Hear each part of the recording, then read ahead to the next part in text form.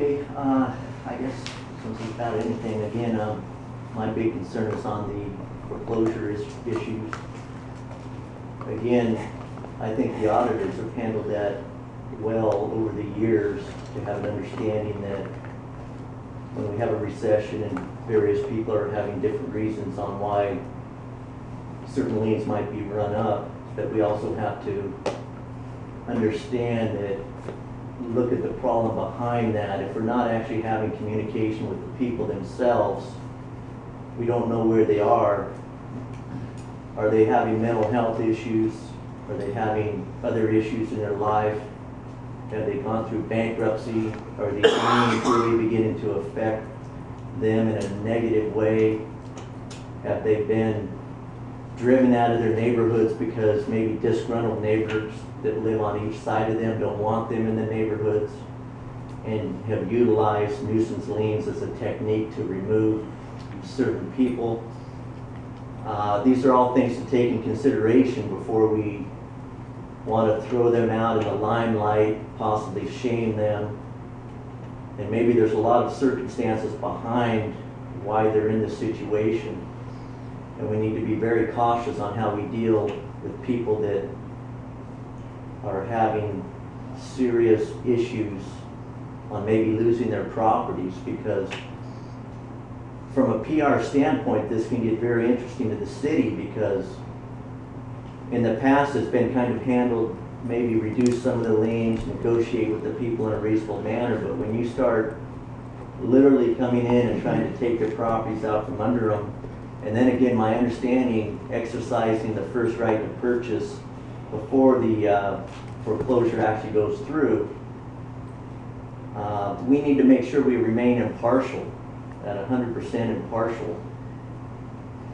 I would like to see more of the banks being foreclosed on, because they're used to foreclosing on people, and they have plenty of money to pay their positions off. So I'd like that to be focused on first.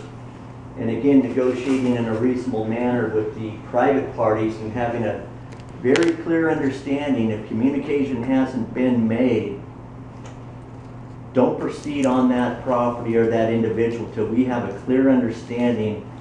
Is it mental health, physical health? What is the problem on why they're not communicating? In the past, as you know, we had commissioners before that did what would be that use the term selective enforcement.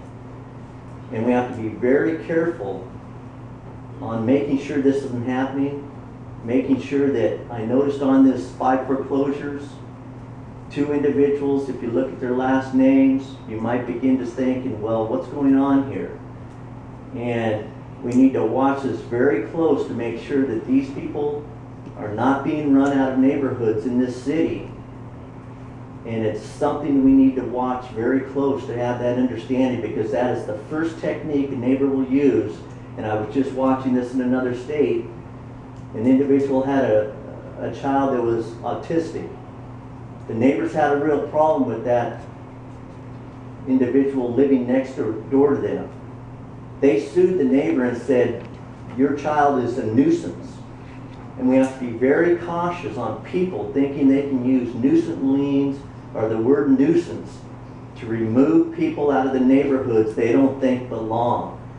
And that's why I'm saying, if you start to push this too aggressively and people think you're taking their properties from them, and people thinking they're being treated unfairly, it's going to end up in more litigation. But if you focus on the banks first, they'll normally just probably pay it off, and they have the funds to do it. But if you step on people that don't, and they have other reasons why they're trying to hold on to these properties, I think you're opening up something here that could be a PR nightmare, a litigation nightmare, and I don't think it's a good direction to go at this time, because I don't think the city needs that extra amount of money that bad, but you can negotiate in a reasonable manner.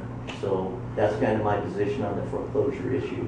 Now, just real fast, and I don't know how much time I have, just on the, I want to see Mr. O'Day end up stepping down.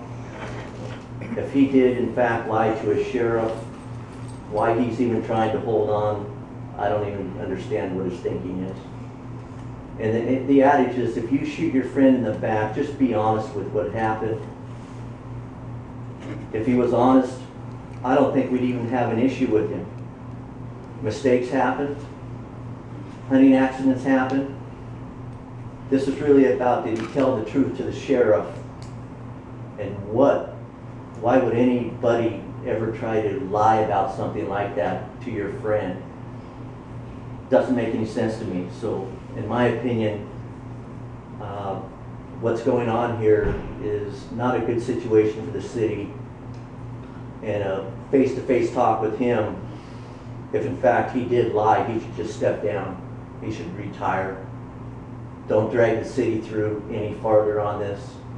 Step down now and understand the truth is what you should be focusing on. And if you would have stated the truth up front, this issue would have been long past by now and he would have still been police chief. So that's just my opinion. Thank you. Thanks, Lightning. I think what Lightning closed with touches